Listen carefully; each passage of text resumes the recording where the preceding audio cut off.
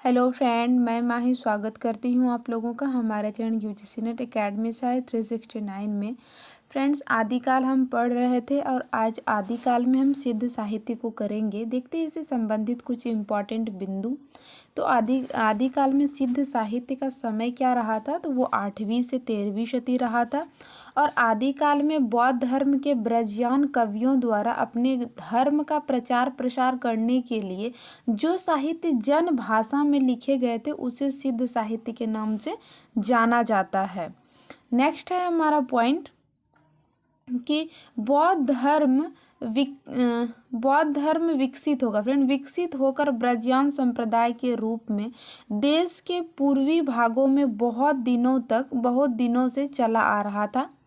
Next बिंदु है हमारा, सिद्धों के बारे में सबसे पहले जानकारी ज्योतिश्वर ठाकुर की वर्ण रत्नाकर जो रचना है हमारी उनमें मिलती है। इनका जो केंद्र है सिद्धों का ये है श्री पर्वत। इनकी संख्या 84 है। इसमें पुरुषों को योगी और स्त्री को योगिनी कहा जाता है।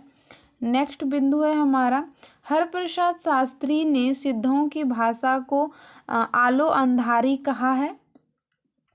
मुनिदत्त सूरी ने सिद्धों की भाषा को संध्या या फिर संध्या भाषा कहा है। इनकी वाणी का संकलन चर्या गीत नामक ग्रंथ में है। सिद्धों में सबसे पुराना जो है सरहपाद है। प्रमुख सिद्ध और उनकी रचनाओं को देखेंगे यहाँ पे। तो सबसे पहले आ जाते हैं सरहपा जी का समय जो आ जाता है 769 आ जाता है। इनका दोहा कोश प्रमुख रचना है, अपभ्रंश भाषा में है। इन्हें राहुल भद्र, सरोज वज्र, पद्म ब्रज, सरहपाद आदि नामों से जाना जाता है। सबरपा जो है 780 ईस्वी जो है इनका जन्म हुआ। इनका मतलब समय माना जाता है, यानी कि ये परफेक्ट नहीं है, बस ये माना जाता है।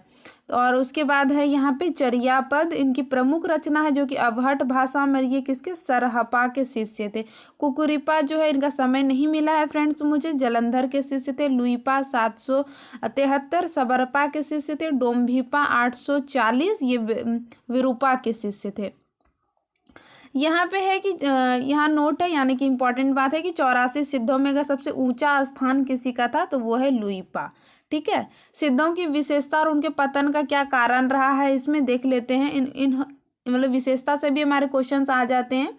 तो यहाँ पे देखते हैं चमत्कार प्रदर्शन की प्रवृत्ति, उलट वाशियों का प्रयोग, उपदेश परकता, शांत श्रृंगार रसों का प्रयोग, महासुखवाद, पंचमकार यानी कि पंचमकार में 5 माँ का प्रयोग यानी कि मांस, मछली, मदिरा, मुद्रा और मैथुन ये आ जाता है। और फिर तंत्र साधना, शिव शक्ति की उपासना, स्त्री का भोग और स्त्री का जो प्रयोग करते थे उनके बाद उनका नाम डोभिनी, योगिनी ये सब रख देते थे। नेक्स्ट हम यहाँ पे देखते हैं जो प्रमुख कथन आ जाते हैं जो हमारे एग्जाम में पूछे जाते हैं। ये सब विभिन्न विद्वानों के कथन है जो कि आदिकाल में पर्सनली सिद्धों के लिए कहे गए हैं। तो हजारी प्रसाद द्विवेदी कहते हैं कि जो जनता तत्कालीन नरेश की स्वेच्छाचरिता, पराजय या फिर पतन से त्रास होकर निराशावाद के गर्त में गिरी हुई थी, उनके लिए इन सिद्धों की वाणी संजीवनी बूटी का कार्य किया है। फिर यहाँ पे हजारी प्रसाद द्विवेदी जी का सिद्धों के लिए अगला कथन है कि धार्मिक प्रेरणा, आध्यात्मिक उपदेश होना काव्य में बाधक नहीं है। ये वाला कोटेशन आपको मिल जाएगा। आचार्य रामचंद्र शुक्ल जी ने जो अपने ग्रंथ में इनको जगह नहीं दिया था धार्मिकता के कारण, आध्यात्मिक के कारण, तो उन्हीं पे इन्होंने जवाब दिया था इस बात को लेकर। ठीक है, नेक्स्ट फिर है डॉक्टर नागेंद्र ने सरहपा के लिए कहा है कि भाव और शिल्प की जो परंपरा संत साहित्य में जाकर नए रूप में उभरी, उनका बीज रूप जो है वो सरहपा के काव्य में द्रष्टव्य है। बच्चन सिंह ने सरहपा के लिए कहा है आक्रोश की भाषा का पहला प्रयोग जो है वो सरहपा में दिखाई देता है।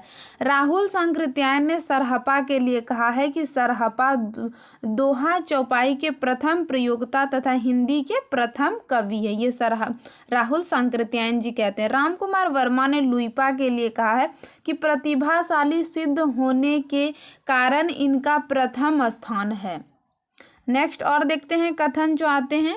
राहुल सांकृत्यायन ने कण्हप्पा के लिए कहा, कण्हप्पा पंडित और कवित्व में बेजोड़ है। रामकुमार वर्मा ने कण्हप्पा के लिए कहा है, कण्हप्पा सिद्धों में विद्वता की दृष्टि से सर्वश्रेष्ठ है। आचार्य रामचंद्र शुक्ल जी ने कण्हप्पा के लिए कहा है कि कण्हप्पा की भाषा तो पुरानी टकसाली है, पर इनकी गीत की भाषा जो है पुरानी बिहारी पूर्वी बोली मिलती है। फ्रेंड्स, अब आदिकाल से संबंधित कुछ पंक्तियां देख लेते हैं। फ्रेंड्स, 1 मिनट, थोड़ा सा मेरा लाइट कट गया है और मैं थोड़ा सा लाइट अपना ऑन कर लेती हूँ।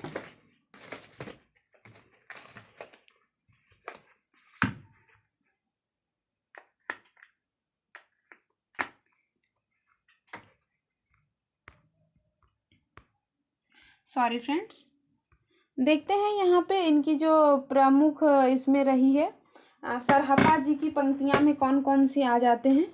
इनकी जो प्रमुख पंक्तियाँ में है ये है, पंडित सल सत बखान देही बुद्ध वसंत न जाई। इसका अर्थ यहाँ पे दिया गया है कि पंडित सकल शास्त्रों की व्याख्या तो रखते हैं, लेकिन बुद्ध यानी कि खुद के अंदर वो आत्मा को नहीं जानते हैं, नहीं पहचान पाते हैं। इनका अर्थ ये हो जाता है। फ्रेंड्स, नेक्स्ट है हमारा जेहि मन पवन, ये भी सरहपा जी का ही है। जेहि मन पवन न संचही, नहीं शशि नाही पवेश, तही वट चित्त विश्राम करूं, सरहे कहीं ओवेश। इस पंक्ति का अर्थ दिया गया है फ्रेंड कि जहाँ मन पवन की गति नहीं है, जहाँ की सूर्य और रवि शशि भी नहीं पहुंच पाते हैं, वहां जाकर मन तुम स्थित हो जाओ, यानी कि आध्यात्मिक की ओर यहाँ पे इनका इशारा किया गया है। ठीक है फ्रेंड्स, नेक्स्ट यहाँ पे है लुइपा की पंक्ति है, का तरवर पंच विडाल चंचल चिए पाइठो काल। यानी कि इनकी पंक्ति का यहाँ पे अर्थ है कि ये शरीर जो है वो एक काया रूपी वृक्ष है, जिसमें कि 5 विडाल, विडाल का मतलब यहाँ पे हो जाता है कमियां हम बोल सकते हैं, खामियां बोल सकते हैं, जिसमें कि आ जाते हैं आलस्य, काम, हिंसा, मोह, चिकित्सा, ये आ जाते हैं। यहाँ से क्वेश्चंस भी हमारे आए हैं। कण्हप्पा जी की बात करेंगे तो कण्हप्पा के है, जिम लोन विजही पानी ही तिमी धरनी ही इचित समरस जाही तखने इज जई पुनुते सब नित्य। यानी कि इनका यहाँ पे किया गया है कि जिस प्रकार पानी नमक में घुल जाते हैं, उसी प्रकार स्त्री प्रेम में ये विलीन हो जाते हैं।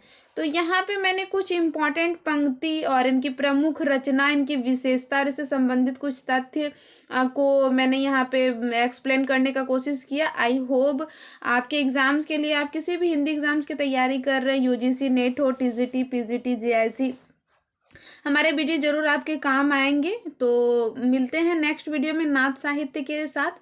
तब तक के लिए friends, thank you so much.